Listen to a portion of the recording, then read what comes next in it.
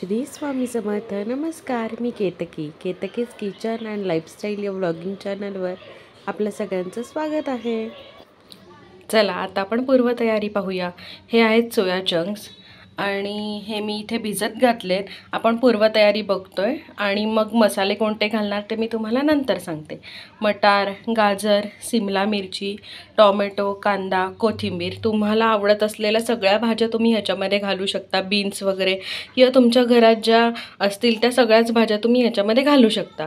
आणि हा मी बासमती राईस घेतला आहे. इथे तुम्ही पुलावचा कोणताही राईस वापरू शकता. हे बघा, हा तांदूळ असा. आणि हा मोजून 5 ते 10 मिनटंच मी भिजत ठेवणार आहे. तर आता मी पटकन भाज्या कापून घेते, म्हणजे चिरून घेते. तिथपर्यंत हे सोया चंक्स पण छान असे भिजतील आणि मग आपण पुढची तयारी बघू. आता छानपैकी सोया चंक्स भिजलेले आहेत. आता ते असे याच्यामध्ये व्यवस्थित पिळून घ्यायचे. तुम्ही कापडातनं पण पिळून घेऊ शकता. हे बघा, असे हे सगळे सोया चंक्स आपल्याला पिळून घ्यायचे किंवा कापड ठेवून त्याच्यातलं पण असं पाणी तुम्ही हे करून घेऊ शकता. मी असे घेते आहे. घाईच्या वेळी आपण असे घेतलेले चालतात आणि स्वच्छ धुवून घेतलेले असतात ते, त्यामुळे काही प्रॉब्लेम येत नाही. हे बघा, याच्यात आता जरासंही पाणी नाही आहे. असं आपल्याला करून घ्यायचं आहे. आपल्या सोया चंक्समधलं पाणी काढून घेतलेलं आहे व्यवस्थित प्रकारे. आणि त्यानंतर इकडे आपली अशी भाजी चिरून झालेली आहे. तुम्हाला हव्या त्या आकाराची तुम्ही चिरू शकता. आणि आता आपण बघूया मसाले काय काय लागणार आहेत. ही धने पावडर आहे, चवीनुसार मीठ, हे अख्खे मसाले. तुम्ही गरम मसाला डायरेक्ट घातलात आणि हे स्किप केलं तरी चालू शकतं. आणि आपलं मिसळवण, त्याच्यामध्ये आपण हळद, तिखट, हिंग, मोहरी, जिरं असं सगळं घालणार आहोत. आणि आता आपण रेसिपीला सुरुवात करूया. हे आपलं घरचं तूप आहे. तुम्ही तुपाऐवजी तेल किंवा बटरसुद्धा वापरू शकता. आमच्याकडे लाडूबाई लहान आहे आणि तिला तूप मिळावं ह्यासाठी मी हे तुपामध्ये फोडणी घालते आणि चवसुद्धा छान मस्त येते. सांगायची गोष्ट अशी की जेव्हा आपण भाज्या फ्राय करायला घेतो तेव्हा एका पातेल्यात असं गरम पाणी करायला ठेवायचं. हे गरम पाणी ह्या राईसमध्ये घातल्यामुळे छानपैकी राईस शिजतो. आणि साधारण एक 5 ते 10 मिनटंच लागतात गरम पाणी होण्यासाठी. तुमच्या तांदूळाच्या मापानुसार तुम्ही हे पाणी घ्यायचं आहे. आपलं तूप छानपैकी मेल्ट झालेलं आहे आणि आता आपण त्याच्यामध्ये घालूयात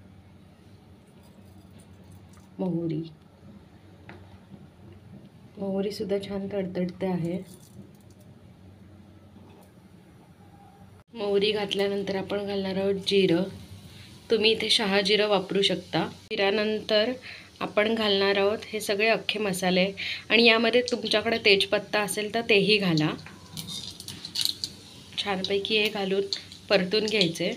आणि आता आपण हे मसाले परतून घेतलेत. आता छानपैकी असं हिंग घालूया. ते परतून झालेले आहेत आणि आता आपण त्याच्यामध्ये घालूया कांदा. छान कलर बदलेपर्यंत, साधारण असा तांबूस आणि गुलाबी कलर होईपर्यंत कांदा परतून घेतला आपण. आणि त्याच्यानंतर आपण घालणार आहोत गाजरसुद्धा छान परतून घेऊया. छानपैकी गाजर परतून झालेलं आहे. आता आपण घालूया सिमला मिरची. तुमच्याकडे कोबी असेल तर तुम्ही या कोबी पण घालू शकता या राईसमध्ये.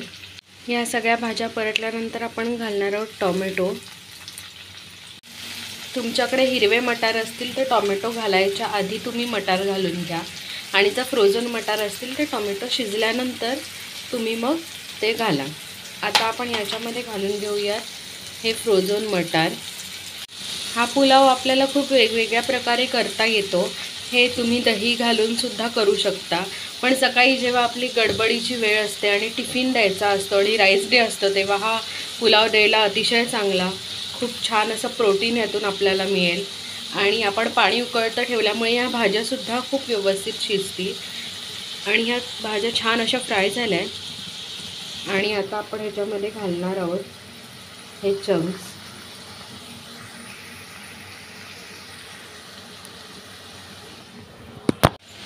हे चंक्स फ्राय झाल्यानंतर आपण ह्याच्यामध्ये हळद वगैरे घालून घेऊ. शक्यतो ह्या पुलावामध्ये राईस कमी वापरायचा आणि भरपूर भाज्या आणि हे सोया चंक्स वापरायचे. त्याने छान असा पुलाव तयार होतो आणि डाएटसाठी पण अतिशय उत्तम असा हा पुलाव आहे. चला आता आपण मसाले घालून घेऊया. आता यामध्ये आपण घालणार आहोत धने पावडर. धने पावडर घालून झाल्यावर आपण घालणार आहोत हळद. हळद घालून झाल्यानंतर आपण घालणार आहोत तिखट. तुम्ही तिखट तुमच्या आवडीप्रमाणे घालू शकता, कमी जास्त. आणि त्यानंतर मी घालणार आहे माझा सिक्रेट एक मसाला, जो मी तुम्हाला कधीतरी दाखवेल. आणि हे सगळं घालून छान असं फ्राय करून घ्यायचं. वाव, दिसतानाच किती चविष्ट दिसतं आहे ना.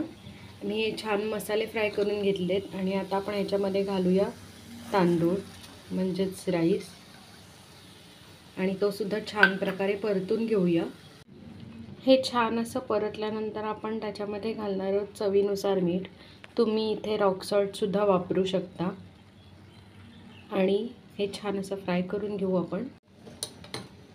गरम केलेलं पाणी जे आहे ते अतिशय सावधानतापूर्वक घालायचं आहे, आपल्या अंगावर उडता कामा नाही आहे. आणि आपण प्रमाणातच हे पाणी घेतो, त्यामुळे हे सगळं पाणी आपण घालायचं. आणि छान असं उकळी येण्यासाठी हे ठेवून द्यायचं. तुम्ही बघू शकताय मस्त असं उकळी येते. आणि साधारण एक 20 मिनिटात हा पुलाव तयार होईल. छान असं उकळू द्यायचं व्यवस्थित. आता आपला भात बऱ्यापैकी झालेला आहे पुलाव. आणि आता आपण घालून घेऊया कोथिंबीर. तर अशा प्रकारे आपला सुंदर असा सोया पुलाव तयार आहे. बघू शकता किती वाफाळत आहे आणि मस्त सगळं शिजलेलं आहे. सोया बिर्याणी म्हणायचं का आपण याला. वाव, खूप छान असा वास याच्यातून येतो आहे.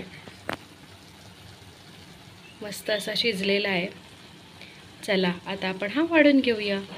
तर अशा प्रकारे आपला सुंदर असा सोया पुलाव तयार आहे.